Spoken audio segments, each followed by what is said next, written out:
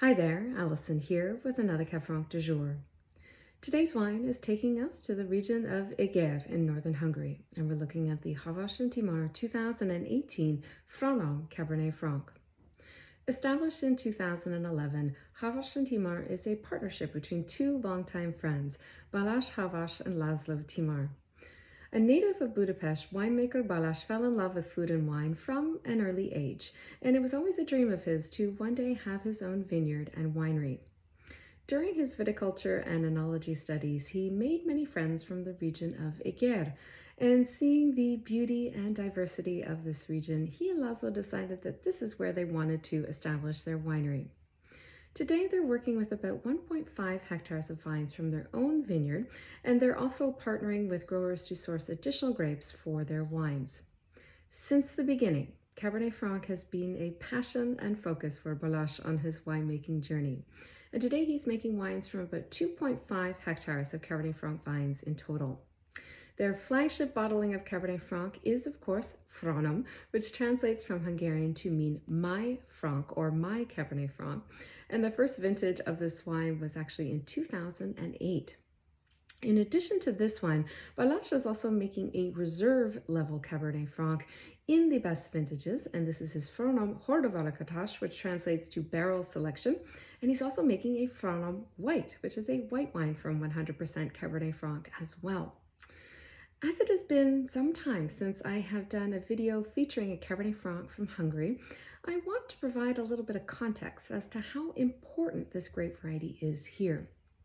Cabernet Franc has a really long history in Hungary that goes back to around the time of phylloxera, when rootstock breeder Zsigmond Teleki established an experimental vineyard near his hometown of Valani, and he planted this vineyard with native Hungarian varieties as well as international varieties so that he could test the grafting technique for the rootstocks that he was developing.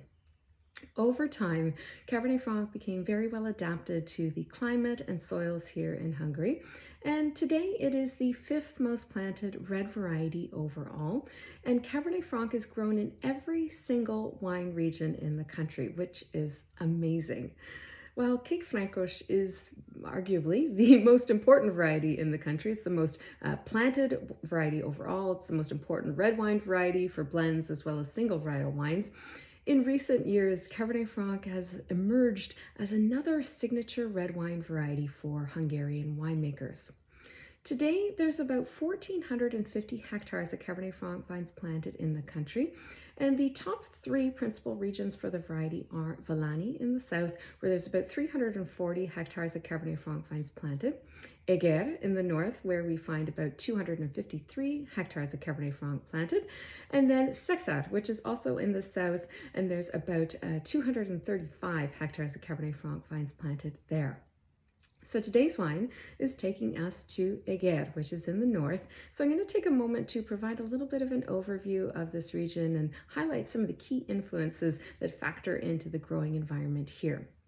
So the region of Eger currently has around 5,500 hectares under vine, and of that, about 2/3 of the vineyard area are planted with red varieties, and these go into the region's most historic and famous wine, Eger, which translates to bull's blood. And this is a Cabernet Franc-based red wine blend that has a very long history in the region. Cabernet Franc is the fifth most planted red variety overall, and it does play a supporting role in Egeri Eger. It is one of the key accessory varieties for this blend. And we are starting to see more and more single varietal examples of Cabernet Franc emerging from the region as well. So the region of Eger is in the north, as I said, and it's one of three regions, three wine districts that make up the Upper Hungary wine region, along with Matra and Buk. And the region of Eger is sitting at around 47.5 degrees north latitude, which is actually pretty similar to that of the central Loire. And to put all of this into context as to where we are in Hungary, the region of Tokaj, which is of course the most famous wine region in the country, is about 80 kilometers northeast of Eger. And then the region of Valani, which is probably the most well-known region for Cabernet Franc in the country, that region is about 270 kilometers to the southwest. So the region of Eger is comprised of 19 villages that are dotted along a 25-kilometer stretch of land in the foothills of the North Hungarian mountains, with the Buk mountain range to the northeast and the Matra mountain range to the southwest. And the vineyards are planted on these undulating foothills, so we'll find a variety of exposures, but primarily we find vineyards with southeast, south, or southwest facing exposures.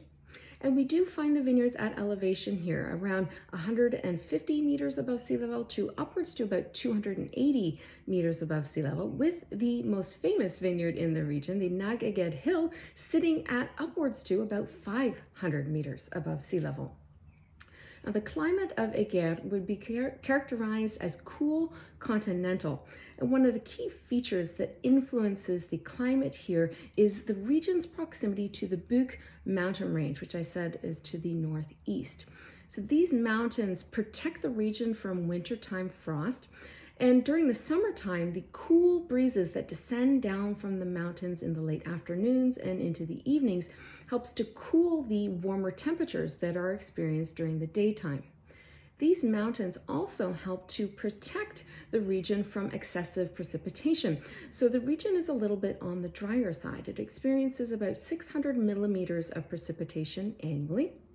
And in general, the winters in Eger are long, they're cold, and the spring starts quite late. So the growing season is a bit on the shorter side. But the summertime temperatures are warm, and during the autumn conditions, it's sunny, it's dry, and that provides really good conditions for ripening mid-season red varieties like Cabernet Franc. Now, in terms of soils, what makes this region kind of interesting, at least for a wine nerd, Cab Franc nerd like me, is the fact that the region's soils are dominated by a subsoil that is of volcanic origin, namely rhyolite and rhyolite tuff, which is softer, more porous, and made up of consolidated volcanic ash and rock fragments. Now, in terms of topsoil, what we tend to find in the north and northwestern part of the region is clayey topsoils with gravels, and then in the southern part of the region, we tend to find more sandier topsoils. And then we also find little pockets of calcareous soils and also loess as well. Well, drilling down a little bit further to today's wine, this is coming from a 1 hectare, 1 hectares of vines in total. There's a number of different parcels, but it's basically 1 hectare of vines in total. And it is from a single vineyard site, the Grade vineyard. And we are in the village of Eger. We're on the eastern side of the village. And the vineyard is it's at an elevation of about 215 to 260 meters above sea level. And the vineyard is on a moderate slope, southwest facing slope of moderate steepness. And the vineyard is actually about 11 hectares in size, and it was planted in 1989. And actually this vineyard is planted with primarily Cabernet Franc, which is kind of cool. And in terms of soils here, what we're dealing with is a moderate amount of these clay, it's a brown clay topsoil, and then that sits atop the volcanic rhyolite tuff. Now, in terms of the winemaking for this wine, all the fruit is hand harvested, it is hand sorted, destemmed, and crushed. And the fermentation takes place in open top fermenters and with indigenous yeast. And then in terms of the fermentation technique or extraction technique, Balázs will go in and do some hand punch downs during the active fermentation. And the fermentation temperature is a little bit on the cooler side, around 22 to 23 degrees Celsius. And the total time on skins is about 5 weeks. The aging takes place in 225-liter Hungarian oak barrels. 40% of that is new. The rest are 2 to 5-year-old oak barrels, and the total aging is about 20 months. And the wine is then bottled unfiltered. And for the 2018 vintage, the production was around 3,900 bottles. So let's see what this Hungarian Cabernet Franc is giving us today. So the nose has a really lovely perfume to it. It's not super lifted, but there is a really lovely fragrance. And I would say that this wine leans a little bit more fruit forward. I'm getting a little bit of a mix of some red fruits, but there's also some darker fruits. And I would say what leads here are notes of cherry. There's a bit of black raspberry here, a touch of plum.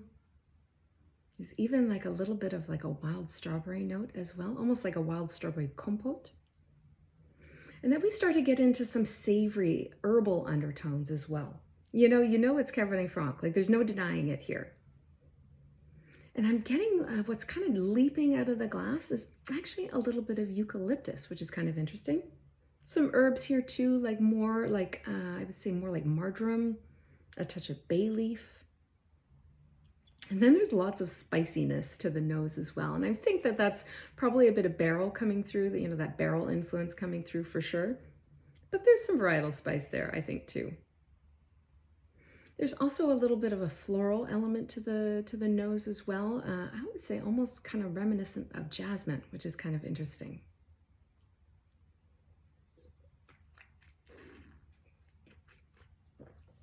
Okay, on the palate, this wine is very spicy. I love it. It's fantastic. It's got so much energy because of that spice profile. So in terms of the fruits are confirmed. They're very similar to what was on the nose. Those herbal notes come through as well, which I really, really like. There's actually a little bit more. Yeah, there's almost like a little bit of something kind of like a spicy herb as well on the palate, which is kind of cool, almost reminiscent of like nettle or something like that. Yeah, the spice profile on this wine is so awesome. There's like kind of barrel influences, like classic cinnamon, clove, stuff like that. But then there's like all these other layers. There's a little bit of chili flake, there's a little bit of Sichuan peppercorns, there's a touch of white peppercorns here, almost kind of reminiscent of almost Chinese 5-spice powder. So there's like a little bit of a star anise thing going on as well, which is really cool.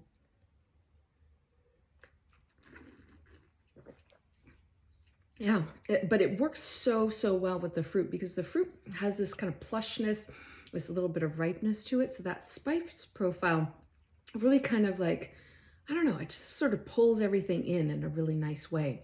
The acidity is great. It's really lifted, very lively, and you feel the acidity literally at all points along the palate, which is really, really nice. And the tannins I would describe as, well, they're firm, they're finely woven, they're taut in a way.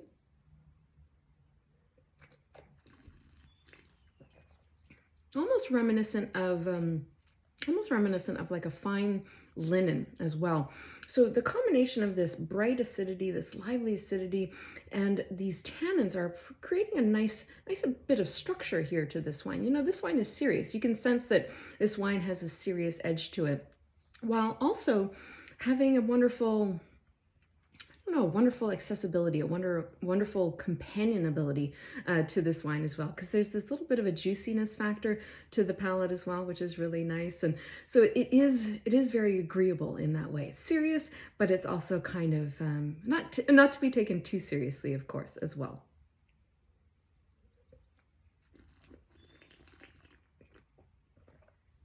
I really dig this wine. It makes me so happy. It is undeniably Cabernet Franc. And what I love about it is it's not trying to be anything that it isn't, if that makes any sense. Like sometimes I taste Cabernet Franc from places and it's like they're trying to emulate the Loire, they're trying to emulate Bordeaux or something like this. This feels like it is trying to be authentically from Eger, like it's trying to communicate that sense of place, because it doesn't taste like Cabernet Franc from anywhere else I know, but it does have such a distinctive profile to it. It's round, it's full, but not too full. It has this wonderful elegance to it, but at the same time, there's a bit of power that kind of comes in the back end. There's a lot going on here. It's a really, really exciting example of Cabernet Franc. Yeah, it's delicious. This is my first introduction to Franom from Havas and Timár, and I have to say I'm smitten. I'm smitten with this winery. I had such a wonderful exchange with Balázs with regards to his love of Cabernet Franc. And he actually told me, he said after our long email exchange, one of the things that he noted in his last email was, if he could make one grape variety, make wine from one grape variety, it would be Cabernet Franc. And he literally said that he would make a like a reductive style white, he would make a barrel aged white, he would make a rosé, and he would make like 5 different styles of red wines just from Cabernet Franc if he could. And if that isn't passion for a grape variety, I don't know what is, but it's evident in the wine, and I can really feel it. I've kind of said this before in some other videos that I can really sense when somebody is super into the variety, because it just comes through in the glass in a way that I don't quite know how to articulate yet.